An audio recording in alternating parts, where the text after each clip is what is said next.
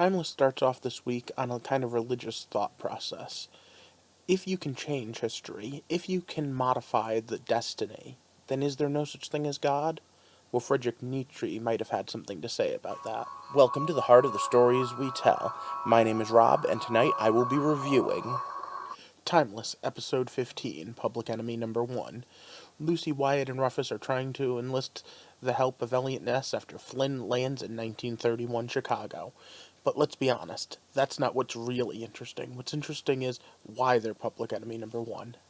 But for that, let's throw this up there and get this started right into the spoilers. So once again, it's stop. Spoiler time. Ba-da-na-na. So boom goes the dynamite. They steal the time machine. And I mean, they don't even try to, do it stealthily either.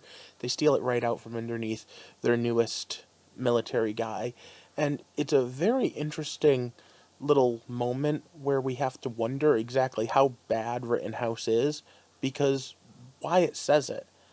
Maybe we're fighting on the wrong side here. Given the choice of either going back and saving her sister or going back to stop Flynn, Lucy chooses the only thing she can choose, to be the hero we all know she is.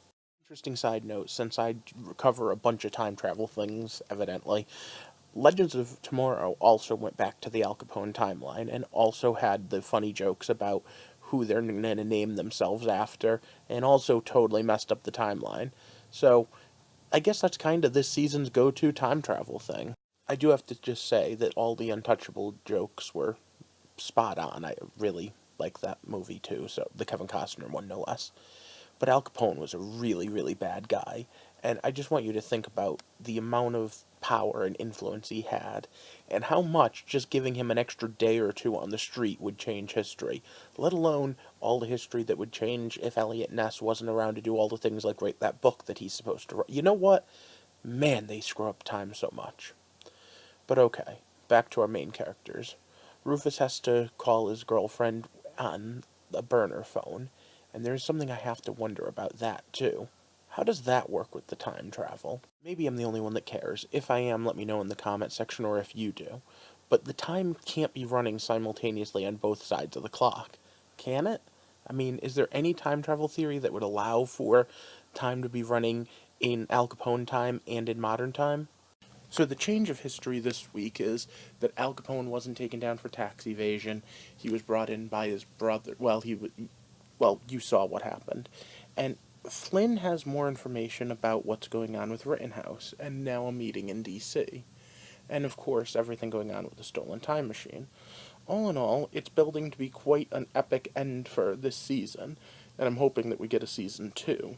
There's part of me that wonders whether or not they're going to wait to let us know if they're going to or not, especially since they've held off on other shows in the past. Do you hate it when they do that, when you don't know if you're getting a season 2? I know I do. Anyway, the whole episode was pretty lackluster, to be honest. Everything was building, but it didn't feel like a fully well thought out, intact episode in and of itself. Everything from what was going on in the past and in the present seemed to echo the same idea. The fact that everything is coming to a head.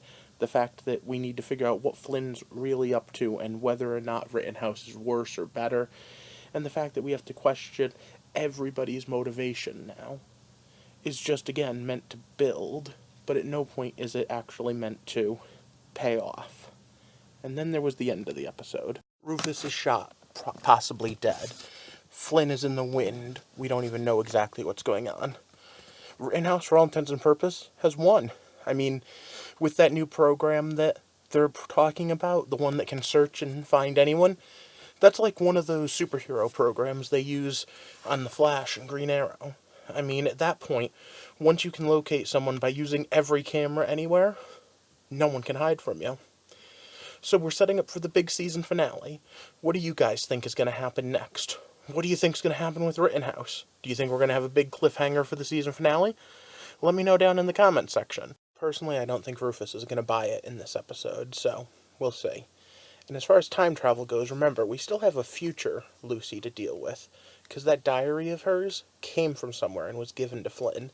So either A, she brought it back in time and left it somewhere and Flynn found it, or B, she gave it to someone, a future her, traveled back in time to give it to him. And I broached the subject for future seasons before, the idea of future versions of them coming back to the past, or someone doing so. But we'll have to wait and see.